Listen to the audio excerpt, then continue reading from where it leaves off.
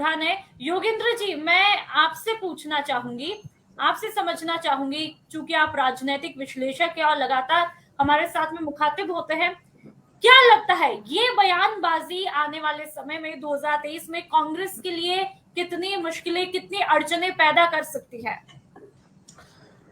देखिए नुपुर जी, कांग्रेस के लिए मुश्किलें और अड़चनें पैदा करेंगे इसमें तो कोई शक नहीं है। क्योंकि जब इनके समर्थक विधायक या इनके खुद के विधायक या उनके खुद के मंत्री जब अपनी ही सरकार पर सवाल उठाएंगे तो जनता में क्या मैसेज जाएगा, ये कांग्रेस प्रवक्ता भी बहुत अच्छी तरह समझते हैं। जब ये कहते हैं कि उनको मुख्यमंत्री से शिकायत नहीं है और ये भी कहते हैं कि हाथी के पांव में सबका पांव समाया है, तो भाई फिर शिकायत है किससे? मुख्यमंत्री पूरी सरकार को लीड कर रहे हैं, मुख्यमंत्री सारे नीतियों को बना रहे हैं, मुख्यमंत्री अंत में हेडमास्टर है स्कूल के, तो वही तो जवाब देंगे रिजल्ट के लिए।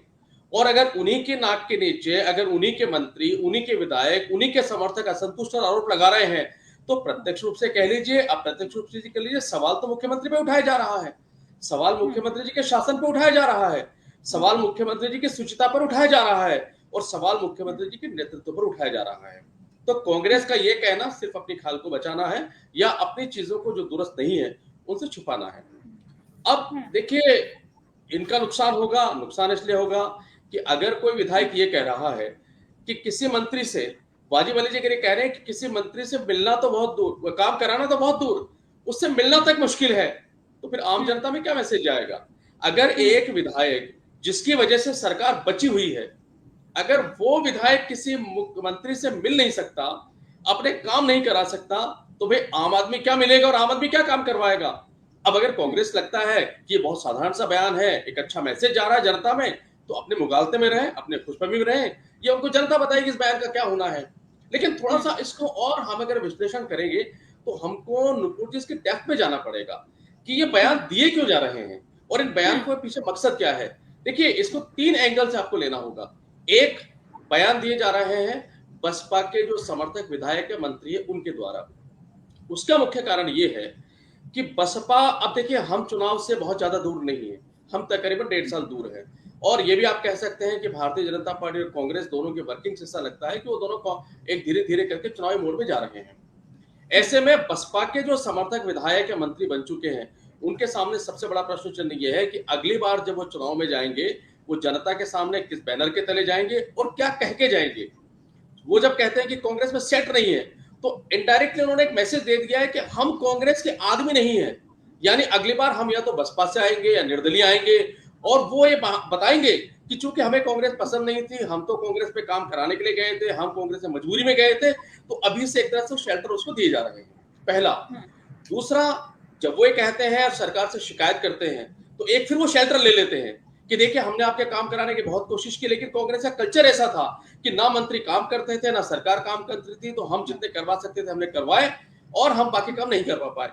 दूसरा शेल्टर वो ले रहे हैं। तीसरा, कि जितने भी जो समर्थक विधायक है उनको एक चीज अच्छी तरह पता है कि कांग्रेस के जो अशोक गहलोत जी हैं, उनके सबसे बड़ा ध्येय है सरकार को बचाना किसी भी हालत में, और बचाने में उनका अहम रोल है। तो जैसे ही कोई मंत्री या जैसे ही कोई विधायक इस तरह का बयान देता है, अचानक तंत्र सक्रिय होता है और सक्रिय होकर उससे पूछा जाता है भाई तुम्हें क्या नाराजगी, क्या हुआ, फिर वो बताता है मेरे ये काम नहीं हुआ, अच्छा तुम्हारे काम कर देते हैं, और वो काम करवा ले जाता है। तो जो काम डायरेक्ट नहीं होते वो एक बयान करवा देता है। और मैं आपको उदाहरण देता हूं अशोक चांद्रा जी का। अशोक चांद्रा जी ने क्या बयान दिया था? अशोक चांद्रा जी ने यह कहा था कि जलालत भर से पद से मुझे मुक्ति दे दी जाए और जो चीफ सेक्रेटरी राका जी उनको सारे अधिकार दे दिए जाए। और उसके बाद क्या हुआ? तुरंत उनको मनाया गया, उनको सीएमआर में बुलाया गया, फिर उनसे उनकी नाराजगी पूछी गई और जो भी उनकी दिक्कतें थी उनको दूर करके वापस से उन्होंने अब कहा कि मैंने तो बयान किसी और कारण से दिया था। तो एक कारण उसका ये भी है। योगेंद्र जी, क्या लगता है आपको बीजेपी को 2023 के लिए एक बड़ा मौका मिलेगा, या फिर वैसे भी राजस्थान की परिपाटी है, एक बार कांग्रेस एक बार बीजेपी, तो इस हिसाब से देखें तो ये साल बीजेपी का है, आपको क्या लगता है? देखिए, भारतीय जनता पार्टी अंदरूनी खाने तो मान चुकी है कि हम सत्ता में आएंगे। आप इनके हाव भाव, क्रियाकलाप, सारी चीजें देखेंगे तो ऐसा लगता है। अब ये आएंगे, ट्रेंड ये है कि 5 साल भारतीय जनता पार्टी, 5 साल कांग्रेस, उसको 50% मान सकते हैं आप। लेकिन दूसरा ट्रेंड ये है कि जिस तरीके से कार्यक्रम हो रहे हैं कांग्रेस में, तो निस्संदेह वो हथियार इनको सौंप रहे हैं। पर ऐसा नहीं है कि भारतीय जनता पार्टी को राजस्थान में दूध की धुली है या इनके ऊपर कोई आरोप नहीं है। आप देखिए ना, इनका क्या क्या होता है, कौन बनेगा मुख्यमंत्री की दौड़ तो पिछले 3 साल से चल रही है, जब से कांग्रेस सरकार बनी है। जो कोटा के इनके जो नेता हैं, जो वसुंधरा जी के समर्थक माने जाते हैं, उन्होंने क्या क्या स्टेटमेंट दिए आपने सुने होंगे पहले भी, अगर आप चाहेंगे तो अपन निकाल के इनको सुना भी देंगे उसके बाद में, वो आपने देखे होंगे। और बाकी जो अन्य लोग दौड़ में हैं, उनके समर्थक उसका काउंटर कैसे करते हैं ये भी आपने देखा। ये भी सत्य है कि पोस्टर वार इनके यहाँ पूरा ध्यान ही पोस्टर वार में लगा दिया। ये भी सत्य है कि जन्मदिन पर जिस तरह शक्ति प्रदर्शन किए गए, उनको मुख्यमंत्री पद की दौड़ से जोड़ा गया, और वो शक्ति प्रदर्शन कभी जनता की आवाज के लिए तो इतने नहीं हुए। तो ऐसा नहीं है कि दूध की धुली बीजेपी है।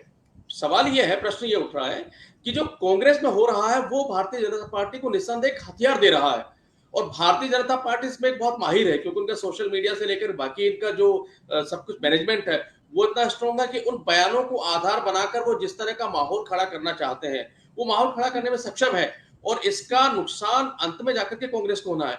एक बात और मैं बता दूं आपको नुपुर जी यहाँ पर, कि जो बयान ये बसपा के विधायकों द्वारा दिए जा रहे हैं उसका एक और कारण है। वो ये चाहते हैं कि कांग्रेस कमजोर हो, कांग्रेस का नेतृत्व कमजोर हो, क्योंकि किसी भी कमजोर व्यक्ति पर अटैक करना बहुत आसान होता है, उससे बार्गेनिंग करना बहुत आसान होता है, और जब वो अगली बार चुनाव में जाएंगे तो कमजोर कांग्रेस उनके लिए ज्यादा मुफीद होगी बनिस्पत इसके की मजबूत कांग्रेस। और एक बात सत्य है कि जो केंद्रीय नेतृत्व है, शीर्ष नेतृत्व है कांग्रेस का, वो कमजोर है। ये फर्क भारतीय जनता पार्टी और कांग्रेस में है। अगर इसी तरीके की बयानबाजी निरंतर अगर भारतीय जनता पार्टी में होती तो शायद उस पर कंट्रोल काफी हद तक हो चुका होता, जिसका उदाहरण आपने देखा है कि कौन, एक नुपुर जी मैं आखिरी बात खत्म कर रहा हूं, कि कौन बनेगा मुख्यमंत्री पद के जो बयानबाजी है, जब से जेपी नड्डा जी राजस्थान में तब से वो रुक गई है, क्योंकि उन्होंने कहा है कि चुनाव हम मोदी के नाम पर लड़ेंगे। पर यही अगर यहां कहा जाए कांग्रेस में, वो नहीं रुकेगी, क्योंकि शीर्ष नेतृत्व कमजोर है।